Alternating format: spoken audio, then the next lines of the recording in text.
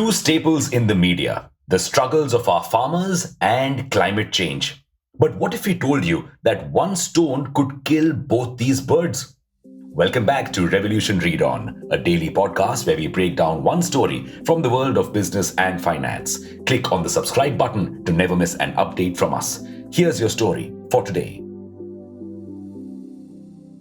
Most Indian farmers are struggling to make ends meet because they only earn around 10,218 rupees on an average per month. But this can soon change. Farmers can unlock an additional source of income right under their feet: their farmlands. You see, farmlands can act as carbon sinks which suck all the greenhouse gases from the air. And this can help farmers earn carbon credits. Huh?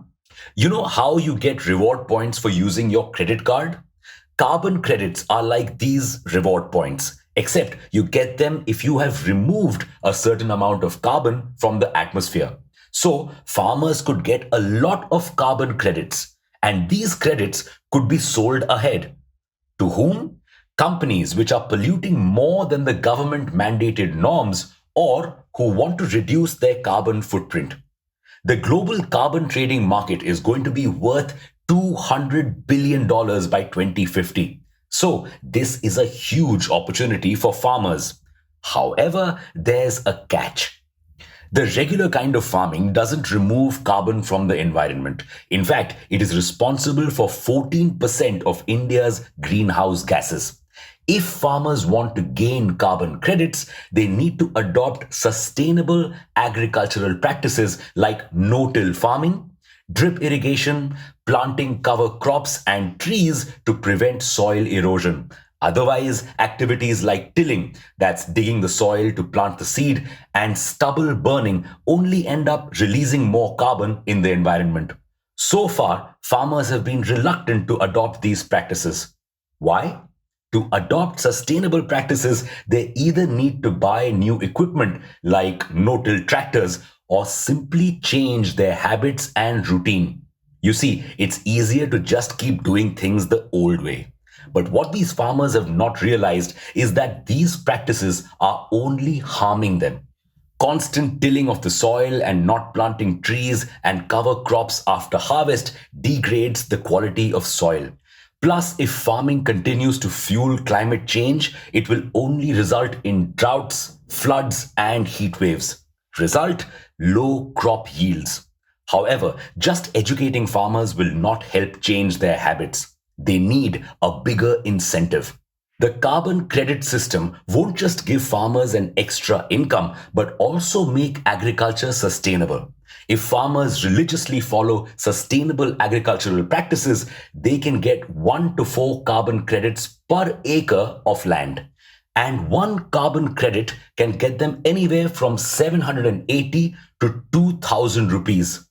But most farmers have no clue about carbon credits and carbon markets. A lot of startups and NGOs have taken up the initiative to develop carbon trading markets for farmers and help them navigate these markets.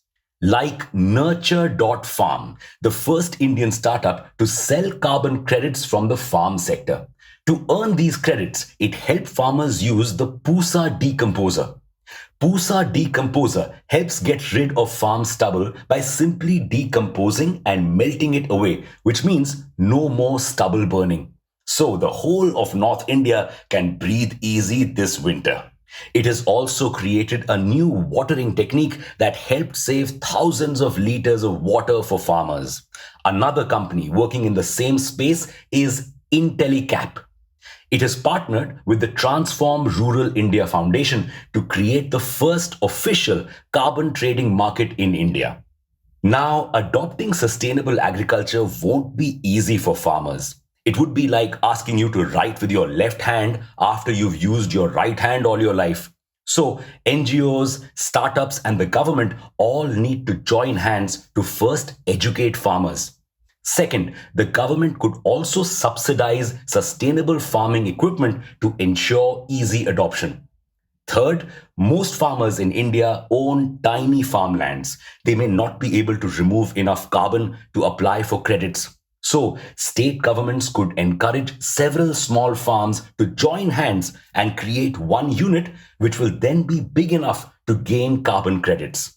Right now, India does not have a full fledged carbon trading market. So, the carbon credits gained by farmers are exported and bought by foreign companies. But now, India is planning on banning these exports and launching its very own carbon credit market. The government's entry into this space will make carbon trading accessible to many more farmers throughout India. It will also help us achieve our goal of going net zero by 2070. What other measures could be taken to help farmers earn carbon credits? Do you think farmers will warm up to carbon trading? For now, it's a wrap on today's story. Thank you for listening to this episode. We'll be back on Monday.